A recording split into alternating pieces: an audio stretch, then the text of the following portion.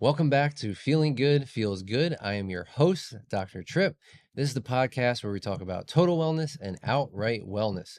We look at wellness through four major categories: physical health, mental emotional health, chemical and nutritional health, as well as habit, lifestyle, and environmental health. Today is the second episode of our two-part series on the autonomic nervous system. So if you haven't listened to part one, I would highly recommend that you go back and listen to part one, where we break down what the autonomic nervous system is a little bit more, and we talk about sympathetic nervous activity. So today we're going to talk about parasympathetic nervous activity. You may have heard the term rest and digest. This term represents parasympathetic activity. But did you know that it can also be rest, repair, and recover? Just like the sympathetic nervous system, this is also an essential part of the autonomic nervous system for balance in your body and in your life. In this episode, we will talk about what the parasympathetic nervous system is, what's happening in your body when it's active, what activates it, and how it can also get out of balance and how to correct it.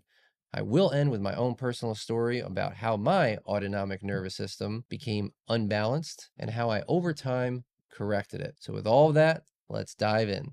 Welcome to Feeling Good Feels Good with Dr. Tripp.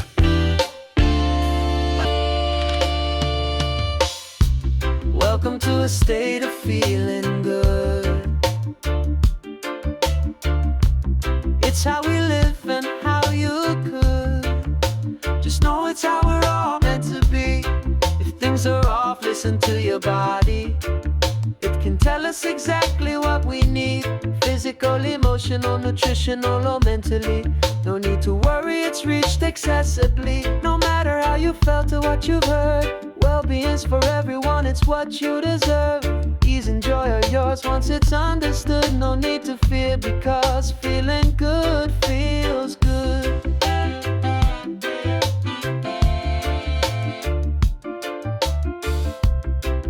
The information in this podcast is intended for educational and informational purposes only. It is not medical advice and should not be interpreted as a diagnosis, treatment, or prescription. Listening to this podcast does not establish a doctor-patient relationship. Always consult your own healthcare providers before making any changes to your health, medications, or treatment plans. The opinions shared here are based on clinical experience, research, and professional knowledge, but they may not apply to any specific situations. By listening to this podcast, you acknowledge and agree to these terms. Welcome into part two of this two-part series. Last episode, we got all ramped up, fired up, got the heart rate going, got the blood sugar pumping. Now it's time to tone it down and talk about parasympathetic nervous activity. Remember, the autonomic nervous system controls all the things going on in the background and is controlled at a subconscious level. So even though we can't consciously control it, we can take conscious action to train our body to make positive change. For example, I can't control the muscles in my gut to digest food, but what I can do is take certain supplements, practice certain habits that allow my muscles in my stomach to more easily relax and digest food without me having to control it. Who would want to control all that anyway? Imagine going through the life that you already have and add on top controlling your heart rate, controlling your breath pattern, controlling your digestive system, telling your body when to release sugar, adrenaline, or relaxing hormones. Is just too much. So for people who are worried about not being able to control it, think about the opposite. How would it feel if you had to control all that stuff? So in these episodes, I want us to learn how to trust our body to handle this for us and equip our body with the right skills to do so when it needs to. Parasympathetic activity counteracts sympathetic activity. Remember, sympathetic, fight or flight. Now, let's think about parasympathetic activity as recovery mode. All of those things that the sympathetic nervous system does: increase heart rate, increase respiration, decrease blood to the gut, and everything else, parasympathetic does the opposite. Decreases heart rate, slows down breathing, and increases digestion. A good analogy for this are the pedals in your car, the brake and the gas. You can still be going forward while putting your foot on the brake.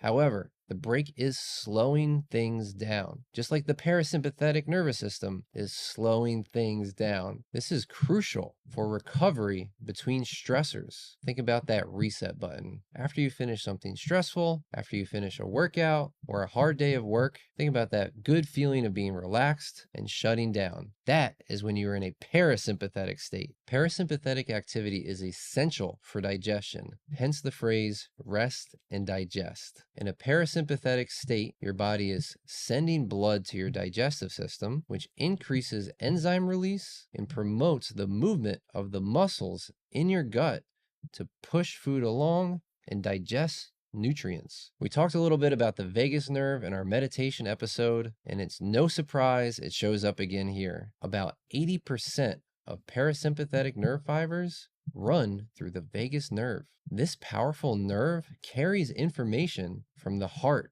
lungs, gut, and other organs and delivers it to your brain. The vagus nerve regulates heart rate variability. We talked about this a little bit last episode. You want your heart rate to be able to vary in how fast it's beating. You want it to be able to turn on from high to low to high as needed, as quickly and as easily as possible. This allows you to have emotional regulation as well as focus and performance. So heart rate variability is a key ingredient in having balance in your autonomic nervous system, and this is regulated by your vagus nerve. Higher levels of heart rate variability correlate with a strong parasympathetic nervous system and resilience to stress. Your parasympathetic nervous system helps protect you from the negative impacts of chronic stress. We don't need to go down a deep rabbit hole of all of the negative effects that chronic stress has on your health, your life,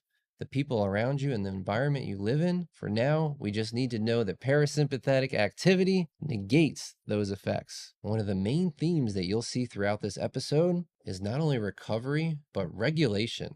Regulation of your response to stress, regulation of your emotions, regulation of your digestive system, blood pressure, and blood sugar levels. So we want to ensure the parasympathetic nervous system is effective in everyone. Times when the parasympathetic nervous system should be active are post-exercise and post-eating. We talk so much about the central nervous system. Eating actually activates parasympathetic state through your enteric nervous system. This is an entirely different set of nerves and wires in your stomach, often called the second brain. You may have heard about the gut-brain axis or how the brain and the gut are connected. They're connected, but also separate groups of wiring. So just like we want the central nervous system to be happy, we want the enteric nervous system to be happy. Happy gut and happy brain. So post-workout and post-eating are a great time to check in to see how you feel. This is generally a time when we want our body to feel relaxed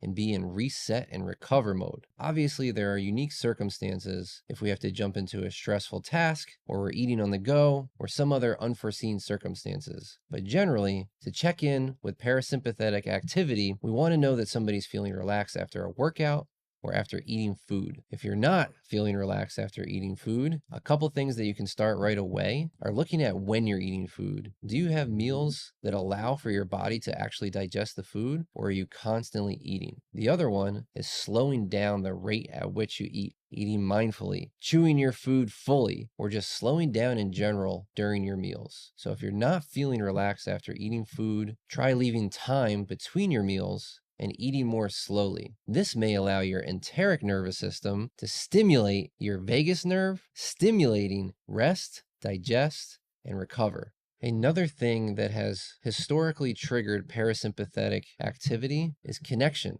and social interaction. This can be highly complicated depending on the person and the people around that person. Interacting with others should put you in a parasympathetic state. Now, for many, the feeling of entering an interaction may be stressful and you may feel fight or flight going into it, but during the interaction, a positive sign for your balance and a positive sign for the people around you providing a good environment for you is that you feel relaxed. Laughter and social bonding are key components to maintaining a healthy parasympathetic nervous system. Now, if you're somebody who considers yourself antisocial, or having social anxiety, those things are real. But don't worry, there are other ways to keep your parasympathetic nervous system healthy so that your body doesn't go into overdrive, so that you're not constantly in fight or flight, and so that you can relax, recover, digest food, and sleep at night. And while there are other ways to stimulate your parasympathetic nervous system, there are other ways of interaction. They might not be the traditional form of interaction we think of. Human touch has been proven to stimulate the parasympathetic nervous system, things like hugging and hand holding, but even things like massage. Receiving massage therapy is one of the best ways to greatly stimulate parasympathetic activity. You can do this in silence without major interaction. So that is a great way to develop your parasympathetic nervous system through connection. If you are antisocial or have social anxiety, online interaction has been shown to mimic some of these results as well. So if traditional interaction does not feel good, in-person interaction does not feel good, having a connection with somebody online, especially through video call, can also help release oxytocin and stimulate parasympathetic activity. And lastly, animals. You can have a dog, a cat. Petting an animal is another way to get your parasympathetic nervous system to be stimulated. So social connection in whatever way suits you can be a key component in having balance in your autonomic nervous system. One of the main theories about why social connection stimulates the parasympathetic nervous system is called the polyvagal theory. Basically, one human's vagus nerve co-regulates with another human's vagus nerve, and that interactions with others signal to the nervous system that this person is in a group. And hundreds of thousands of years ago, groups were essential to survival. So being a part of a tribe signaled safety. We've touched on parasympathetic activity allowing a person to rest.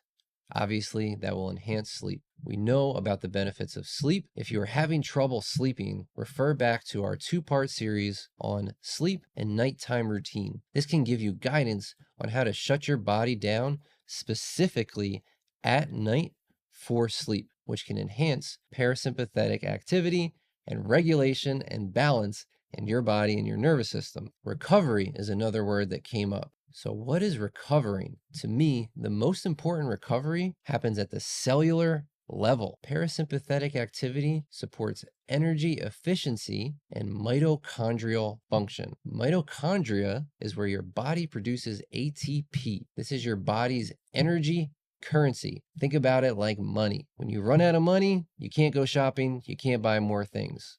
When you run out of ATP, you don't have any more energy, you can't do more stuff. You just have to rest and go to sleep. So with a functioning parasympathetic nervous system and a functioning vagus nerve, your body will actually produce more energy and produce it more efficiently. And even though parasympathetic is tied to rest and digest, one way that you might be able to know that you're actually out of balance with your parasympathetic nervous system is too much fatigue, lack of energy, and lack of motivation. You might also feel digestive sluggishness, like you're not going to the bathroom and you're still not getting the benefit from the nutrients in the food. Slow reflexes, low blood pressure, feeling tired, lightheaded, and even mentally foggy. So we would categorize this person as stressed and tired. Overactive sympathetic would be stressed and wired. Overactive parasympathetic, or a parasympathetic that is hypersensitive or just out of balance, might be stressed and tired. So you cannot recover, you cannot retain energy, and you get fatigued very, very quickly. We have to go back to meditation. Meditation helps regulate our vagus nerve, and we've already talked about how our vagus nerve carries 80% of the fibers. So meditation again comes into play. Meditation is a great way to bring your body back into balance. And the main word that I want you to remember when thinking about your autonomic nervous system, balance between your sympathetic and parasympathetic nervous system, is homeostasis. My professor used to describe this as Goldilocks and the Three Little Bears. Not too hot, not too cold, just right.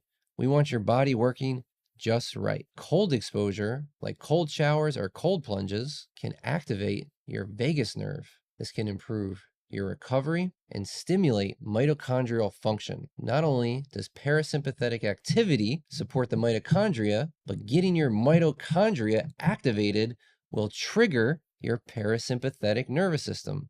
It is a cycle that works both ways. So if you cannot get your parasympathetic nervous system to function properly, improving mitochondria health will support parasympathetic activity. We've talked about how social interaction can really support this. Review the ways that you can be exposed to social interaction, traditional or non-traditional.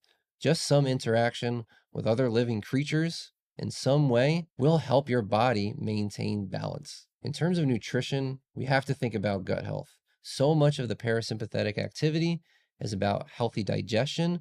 We need to think about fiber, soluble and insoluble, probiotics, and even fermented foods like kimchi, kefir, kombucha. These things can help make your gut happy, which make your enteric nervous system happy, which make your parasympathetic nervous system happy, which makes you happy. So meditation, body work, social interaction, gut healthy foods, these are things that can help bring your body back into balance, and even cold exposure, cold plunges or cold showers. These are things that can help bring your body back into balance if there is an imbalance in your autonomic nervous system and you fall in line with somebody who would be stressed and chronically tired, cannot recover, and cannot get your energy back up. So lastly, I promised a little story about my own adventure with my own autonomic nervous system. After going through a period of stress, my sympathetic nervous system was hypersensitive. Even the littlest triggers or the smallest perceived threat could send me into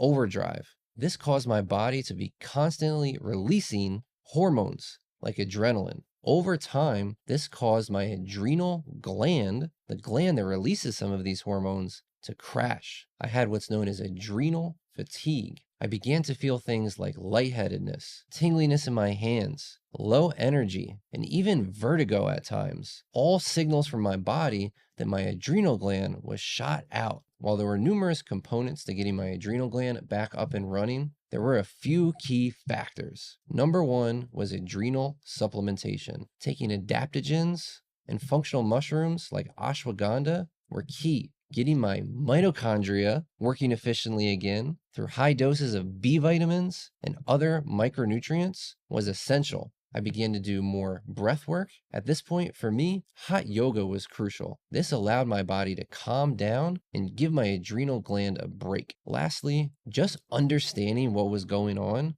allowed my body to be less stressed. When I would have these symptoms, it would send me into a cycle of feeling stressed, having more symptoms, feeling stressed, having more symptoms, and so on and so forth. Understanding that my adrenal gland was overworked allowed me to feel less stress when I would feel the symptom. I supplemented properly to rebuild my adrenal gland with adaptogens for 3 straight months every day and learned techniques to give my adrenal gland a break. For me at that time, it was really light breath work and hot yoga were the most accessible and useful to me. I will have future episodes just about the adrenal gland, and there will be a lot more information coming if that is a topic that spurred your interest. So in summary, the autonomic nervous system is like the Goldilocks nervous system. Not too hot, not too cold, just right. We want to keep our body at homeostasis. And after listening to these 2 episodes, I hope that you have a better understanding of how to recognize when that balance is off and have some actionable steps to start bringing balance back in your body and in your life. I can't wait to see you all next time on the next episode of Feeling Good Feels Good.